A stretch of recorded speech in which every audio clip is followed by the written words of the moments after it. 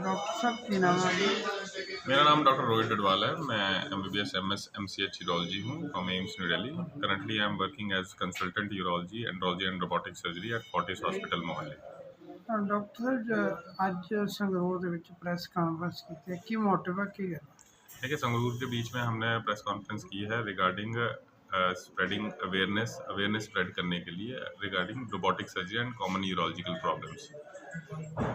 हमने 2 केसेस को डिस्कस किया, जिसमें एक यंग फीमेल थी जिनको एक बार लेफ़्ट साइड पेट में दर्द हुई और जिसकी इवैल्यूएशन पे हमें पता लगा कि उनको किडनी में ट्यूमर है। उस किडनी के ट्यूमर को हमने रोबोटिकली निकाला है और पेशेंट को मिनिमम ब्लड लॉस और मिनिमम कॉम्प्लिकेशन के साथ 3rd डे हमने डिस्चार्ज कर दिया। फॉलोअप पे patient is completely fine and she is leading her healthy life, मतलब पूरी तरह से ठीक है और अभी अपना नॉर्मल गुजारा कर रही है। मैंने ये बताया कि पहले कैसे हम ओपन सर्जरी करके आधे एब्डोमेन को, आधे पेट को खोल दिया करते थे और पेशेंट को हर टाइम दर्द के साथ आना पड़ता था।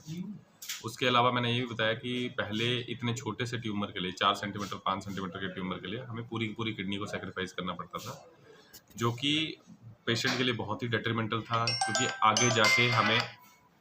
आगे जाके अगर दूसरी जो बची हुई किडनी उसमें शुगर, बीपी, स्टोन की वजह से कोई डैमेज हो जाता है या फिर ट्यूमर दूसरी साइड भी होता है, तो उसके बाद पेशेंट सीधे डायलिसिस में लैंड अप करता था, जो कि बहुत ही ख़राब हालत कर देता था पेशेंट की और उसके जीवन यापन में बहुत प्रॉब्लम करता था और लाइफ स्पैन को बहुत शॉर्ट कर देता।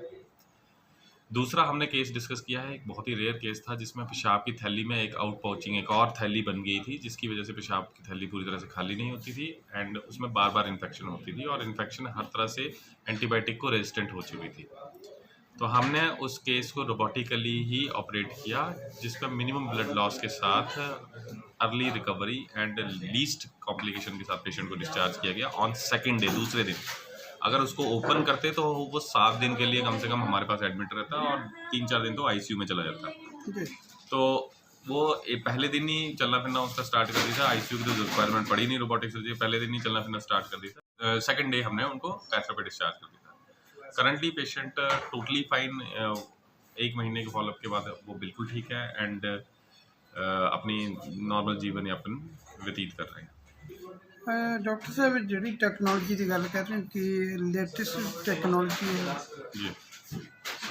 जी, ये रोबोटिक टेक्नोलॉजी जो है ये डाविंची इंट्यूटिव सर्जिकल्स का डाविंची सिस्टम है।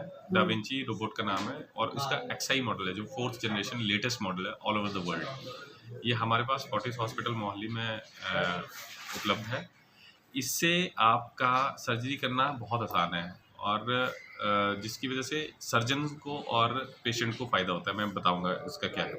सर्जन को ये फ़ायदा है कि इसमें 3D 10 गुना ज़्यादा मैग्नीफाइड व्यू मिलता है, तो जिसमें आपको सर्जरी करना आसान है। अननेसेसरी चीज़ों को जिसको इंजर नहीं करना चाहते आप सर्जरी के दौरान, उसको इंजर करने के चांसेस लीस्ट है और सर्जरी के प्लेन्स को लॉस्ट करने के चांसेस बहुत कम होते हैं। तो एक तरह से सर्जरी करना आसान है। दूसरा, इससे पेशेंट को बेनिफिट है। उसको क्या बेनिफिट है कि इंट्रा ऑपरेटिव कॉम्प्लिकेशंस कम है, ब्लड लॉस कम है, पेन पोस्ट ऑपरेटिवली बहुत कम होती है एज कम्पेयर टू ओपन चीरे वाला सर्जरी या फिर दूरबीन वाली सर्जरी के, एंड रिकवरी बहुत फास्ट है। तो जल्दी से आप पेशेंट जो है वो रिकवर करके अपनी नॉर्मल जीवन जैसे व्यतीत करता है, अपनी दिनचर्या को ज्वाइन कर सकता है, अपनी जॉब को ज्वाइन कर सकता है एज अर्ली एज पॉसिबल। इसमें लीस्ट है intra operative and post operative period. ठीक।